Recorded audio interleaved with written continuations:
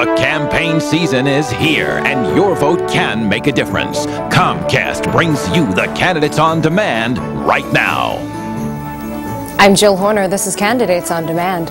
With me is Howard Kleinhandler. He is the Democratic candidate for the 4th Congressional District. Thanks for being with us. Thanks for having me. Talk to us a little bit about the 4th District and the area that you want to represent. Well, the 4th District is very interesting. It goes from sea to shining sea. It starts on the Atlantic Ocean on the eastern side of our state, Point Pleasant Beach, Bricktown, and it goes straight across the middle all the way to the Delaware River at Trenton.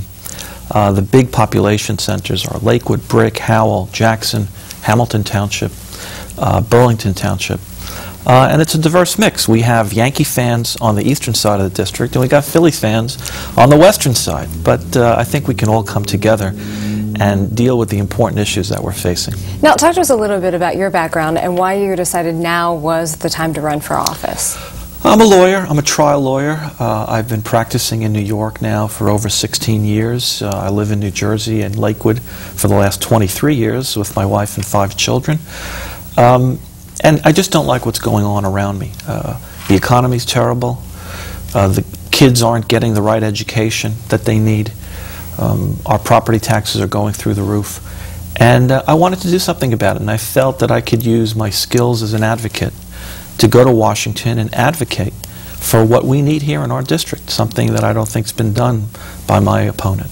So let's get into some of the specifics. You mentioned the economy. Are there specific steps that we can take in order to get us on a better footing in terms of jobs and job growth? For sure. The first thing is we need businesses to start hiring again, small businesses, the motels, the gas stations, you know, the businesses that drive the economy, particularly in this district. And the way to do that is by getting loans to these small businesses. Banks are not lending today. Banks have taken a tremendous hit in the financial meltdown. Their reserve requirements have increased. They've become very, very cautious on credit worthiness. The only way to get money into businesses right now is if the federal government comes in and either makes the loan or guarantees the loan. That's imperative. The Republican view of, well, we'll just lower taxes and let the market fix itself is not going to work. That view is what got us into the terrible mess we're in today.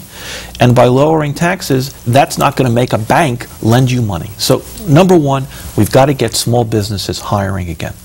Number two, we need infrastructure projects, and particularly on the eastern side of this district, Ocean County and Monmouth County, there is no train to New York.